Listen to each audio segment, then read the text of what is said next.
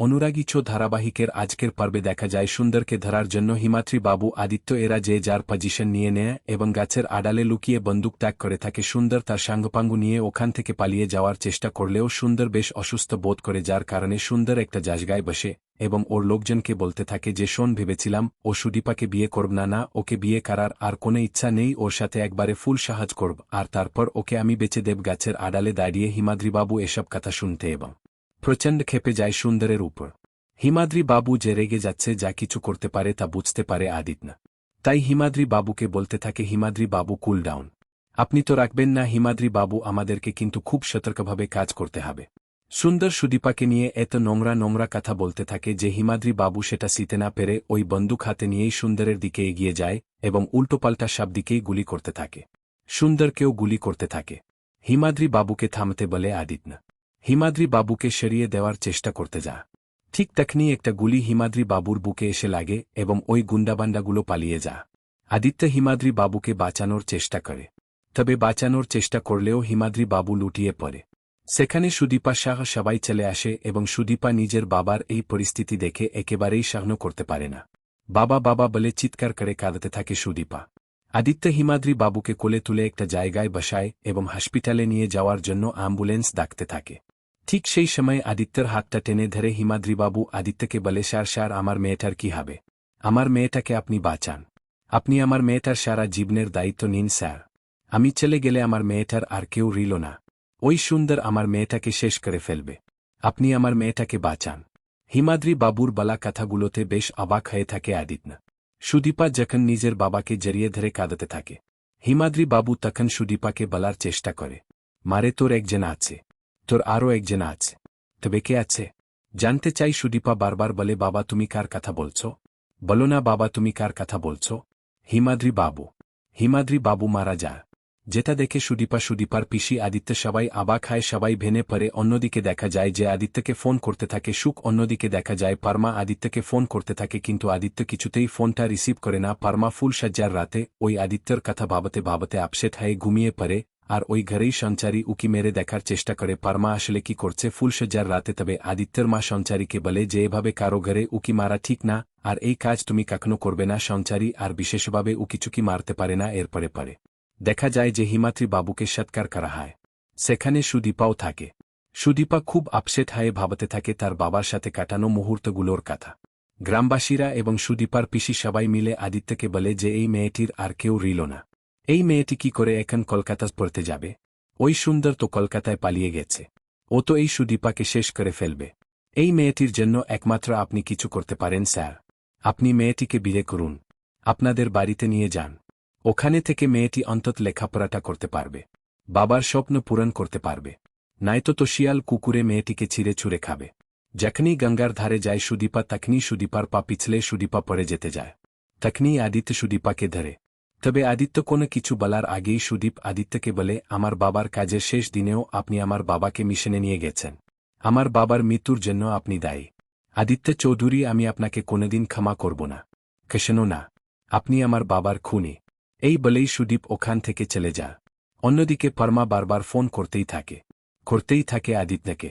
আদিত্য ভাবতে থাকেন, না এটা চলতে পারে না, কিছু একটা করতে হবে, আমার দাদাভাইয়ের জীবনটা আমি এভাবে শেষ করে দিতে পারবো না, আমাকে কিছু একটা করতেই হবে। অন্যদিকে সুদীপার পিসি গ্রামবাসীরা সবাই মিলে অনুরোধ করে আদিত্যকে সুদীপাকে বিয়ে করার কথা, কিন্তু সুদীপা তো এটা চায় না। আদিত্য বিশেষভাবে কিছু করতেও পারে না। আদিত্য গ্রামবাসীকে বলে যে সুদীপা না চাইলে আমি কি করতে পারি, আমি এর থেকে বেশি কিছুই করতে পারি না। আদিত্য সুদীপাকে বলে, আপনি কলকাতায় পড়তে যাচ্ছেন, আপনার ওখানকার লোকাল গার্জিয়ান আমি হাব যখন যেভাবে প্রয়োজন আপনি আমাকে ডাকবেন, আমি সবটা ব্যবস্থা করে দেব, হোস্টেলের ব্যবস্থাও করে দেব আপনাকে। কিন্তু সুদীপ আদিত্য থেকে কোনো প্রকার হেল্প নিতে চায় না।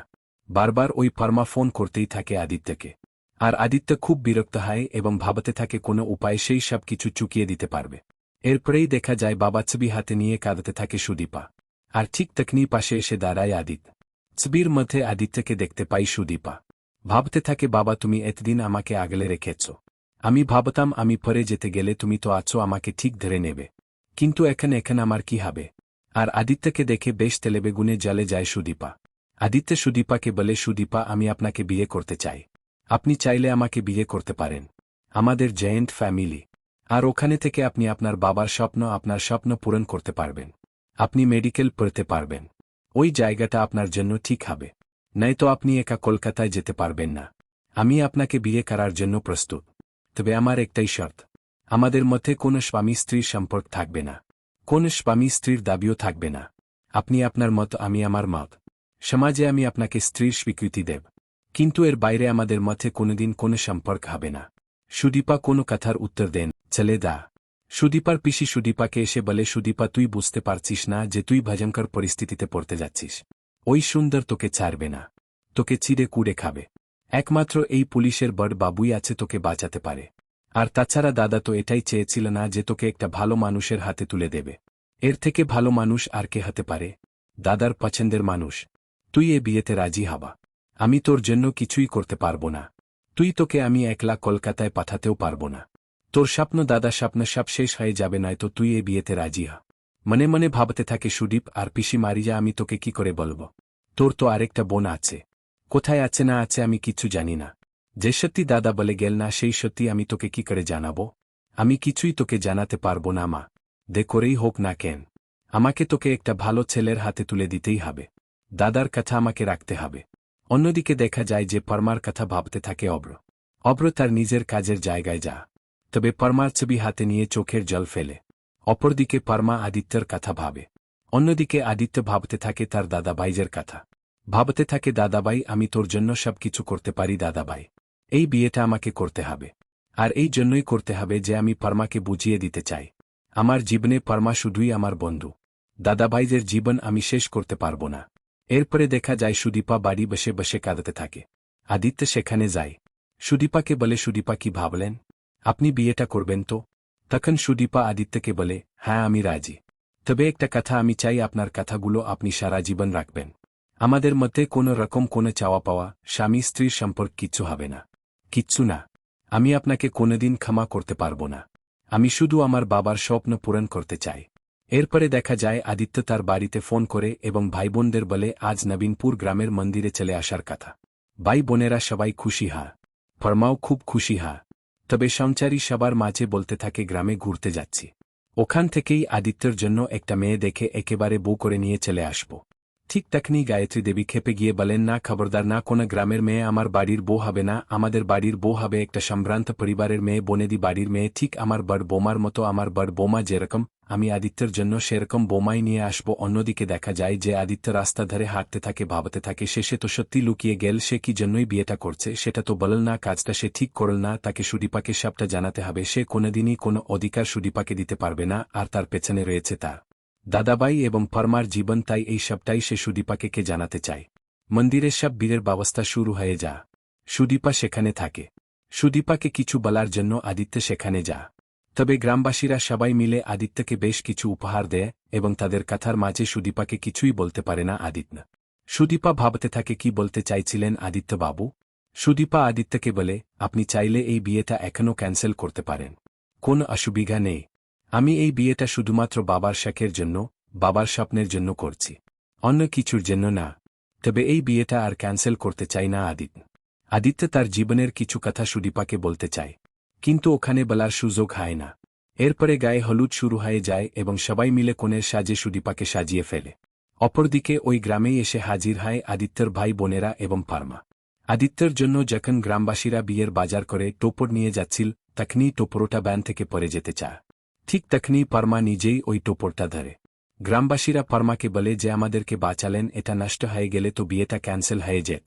আসলে আজকে আমাদের গ্রামের ডাক্তার দিদিমণির সাথে আমাদের পুলিশের বড় বাবুর বিয়ে হচ্ছে, আর মন্দিরে বিয়েটা হচ্ছে শুনেই বেশ অবাক লাগে। পরমার ভাবতে থাকে কার সাথে কার বিয়ে হচ্ছে। কিছুক্ষণ পরেই আদিত্য তার ভাই বোনদের ফোন করে এবং বলে যে এই মন্দিরে চলে আসার কথা। তখনই পরমা বুঝতে পারে এটা অন্য কিছু ঘটতে চলেছে। অন্যদিকে দেখা যায় সুদীপা আর আদিত্য শুভদৃষ্টি হয়, 4 হাত এক করে দেয় পুরোহিত মশাই এবং সুদীপাকে সিঁদুরে রামিয়ে দেয় আদিত্য। ঠিক তখনই পরমা গিয়ে সেখানে হাজির হয় এবং পরমা আদিত্যকে বলে, আদিত্য তুমি তোমার বিষ এতে আমাকে নিমন্ত্রণ করার জন্য এখানে ডেছো, এমন দৃশ্য দেখে সবাই চমকে যা।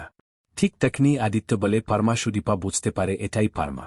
তাই সুদীপা উঠে দাঁড়ায় এবং পরমাকে বলে, তাহলে তুমি পরমা? পরমা সুদীপাকে বলে, আর তুমি তাহলে সুদীপা?